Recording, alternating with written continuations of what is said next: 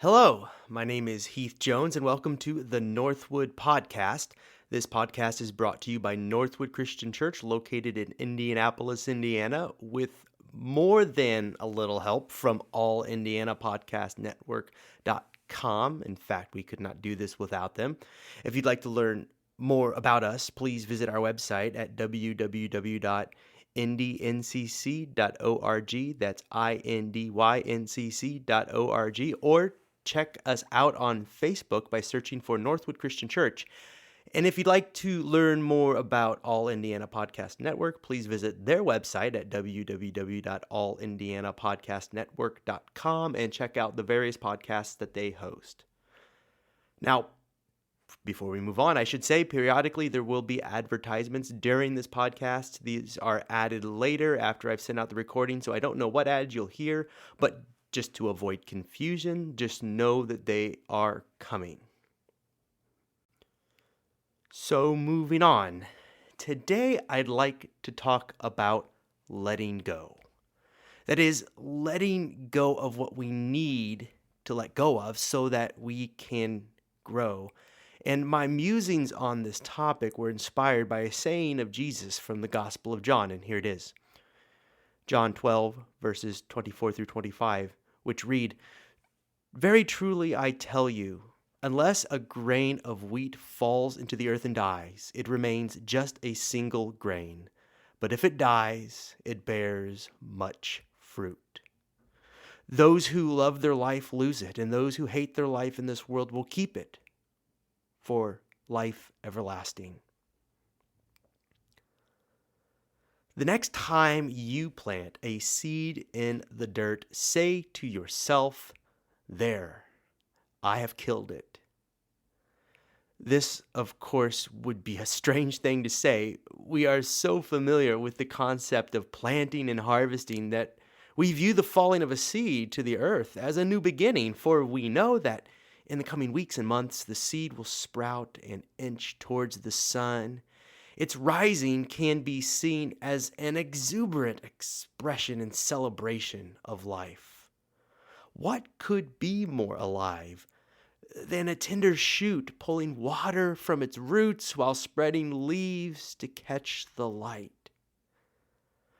But for a few seconds, let's just throw off our modern understanding of horticulture and use our imaginations to imagine what it would be like if you didn't know this about seeds. And then let us go back and consider the mystery packed in this short saying of Jesus that we just read before. By now, we've observed so many seeds breaking forth to new life that the whole process has become nearly mundane. But when you step back and consider things anew, the entire process really is counterintuitive. In temperate climates, a plant spends the hot summer months spreading out and swelling to newer and fuller life. Leaves stretch out eagerly, basking in yellow rays. Branches and vines are laden with fruit, bright in color and rich in flavor. Then, just when things seem like they are going well for the plant begins to fade. The frost comes. The fruit's bright color begins to wane, the leaves begin to wither, and the fruit begins to shrivel, falls to the ground, and it is eventually swallowed up by the earth. It's as if it died. This is a kind of dying. But it is a kind of letting go as well. Imagine that you hold a seed in your hand.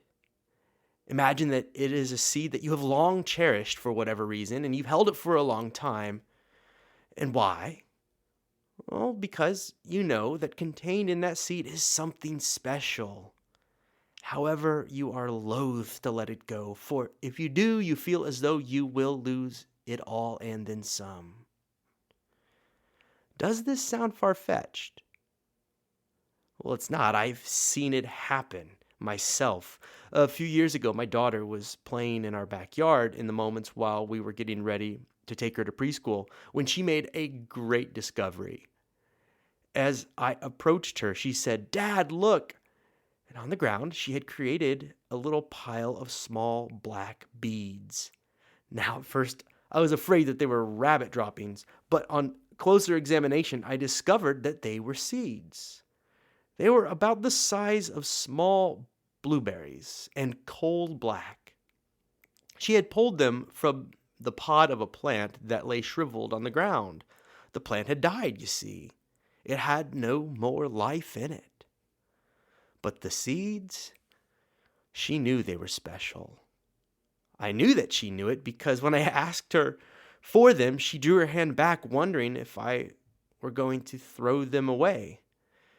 I said no, that I wasn't going to do that because I didn't want to pick a fight with a 5-year-old in the morning. However, I have a sneaking suspicion that she is going to do the same thing to those seeds as she does with her collection of Buckeyes. In that moment, I just knew it, that she would hoard them like she does everything else. And if she does, it will be very difficult going forward for her to let them go. The longer we hold on, the more difficult it does become. And she ought to know better. Really, she should. For last year, we planted a garden together, and we took little seeds, and the seeds looked every bit as dead as the ones that she was hoarding in that moment, in the Buckeyes that she hoards in her room. And we took those seeds in that context and let them fall to the earth.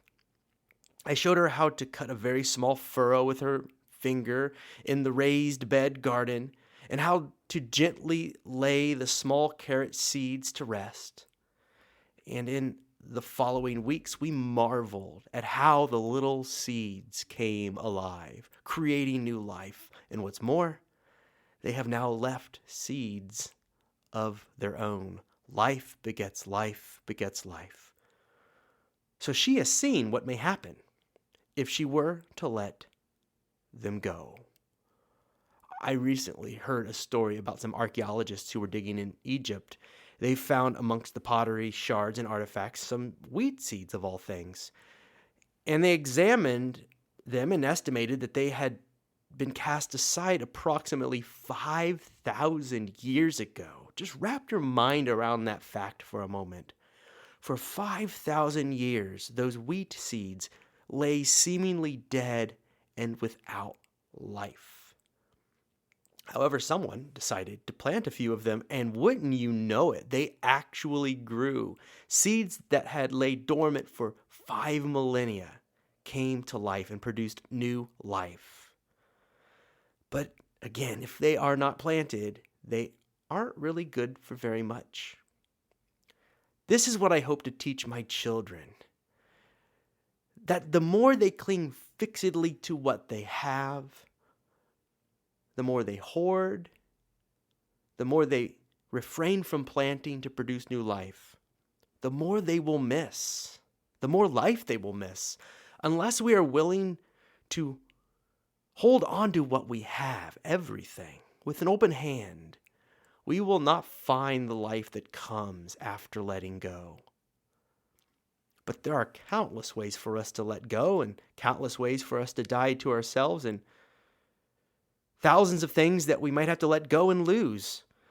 When a woman gives her time and resources to show love and bring life to the poor, she dies a kind of death. She dies in small ways to herself. She loses something, some small parts of her life's energy. But many are drawn to the love that she gives in turn, and what she receives in the joy loving gives is more than repayment, if repayment was ever the point. But you have to let go first. You have to die a little to yourself. When a man gives of his time and resources to provide constant and sustainable water for a people who would otherwise die of thirst or disease, he dies a kind of death. He dies in small ways to himself. He loses something, some small parts of his life's energies. But many are drawn to the life that he gives. And what he receives in the joy loving gives is more than repayment, if repayment, again, was ever the point. But he had to let go first and die a little bit.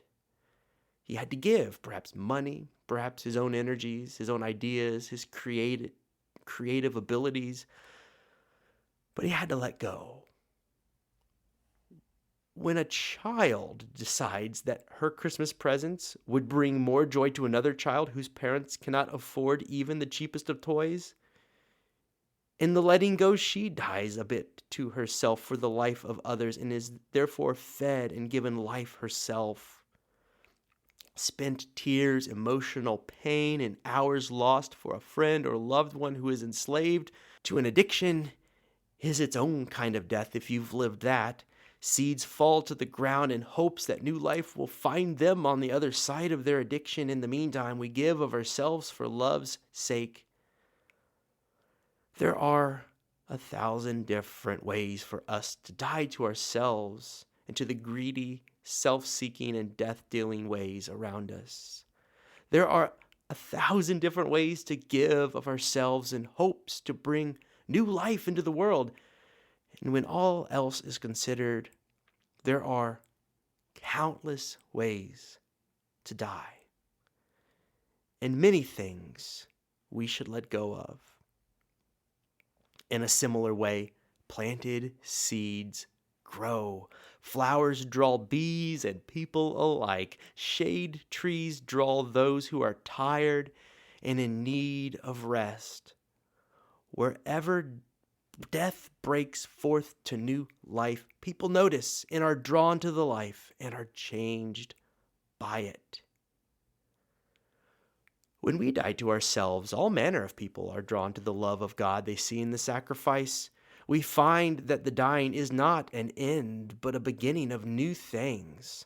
On the other side of each rejection of the selfish ways of this world is a newness of life that is called into being. The poor find a second lease on life. The thirsty who are replenished are given opportunities to, in turn, live their own lives and die their own deaths and plant their own seeds in the name of God's love. The addict is restored to wholeness of life, what that person was always meant for. But letting go of the seeds, or anything else we may have, is hard. Letting go takes quite a bit of faith and trust. But if we hold on to the seed, it remains dead. But the point of the seed is that it is in that moment, when it appears most dead, that it can truly be said to be on the verge of coming to life. In the same way, it is precisely when we've yielded our own lives and energies to the transformative power of love that we can truly begin to live. Jesus calls us to die to ourselves so that you and others might live. So the question remains, have you died? Have you let go? And it is troubling and scary to let go of what we have in hopes that something might grow again, especially when we don't know what that thing may be. To let the seed fall from our hands, whether the seed is money, time, ideas, or some long-cherished tradition. God understands the fear and the discomfort that letting go brings and will see us through it. Jesus said, "Very truly I tell you, unless a grain of wheat falls into the earth and dies, it remains just a single grain," which is to say to us today, unless we let go of certain ways of being, what we've had in the past will remain just that, in the past, and the last seed will be held in our hands, the last seed in a long line of planting and harvesting, and that is sad. But if it dies, if we can let it go, it bears much fruit. For each of us, it will be hard, but hopeful, as these discussions about what seeds need planted and what plants need pruned is had. Hard and exciting at the same time. And we will do the right thing so long as we hold what we have with open hands, minds, and hearts, so that we are able to, when we are called to let them go, find the grace, love, courage, and joy, and hope to do so. If God is faithful, and it is my conviction that God is faithful, then we will be amazed at what grows. But we will only see it if we are able to let some things go. Plant the seeds and find what happens. This has been the Northwood Podcast. As we said earlier, if you want to learn more about Northwood Christian Church, please visit our website, www.ndncc.org, or search for Northwood Christian Church on Facebook. If you enjoyed this podcast, please subscribe to receive future episodes or notice of future episodes. And until next time, grace and peace, and we hope to hear from you soon.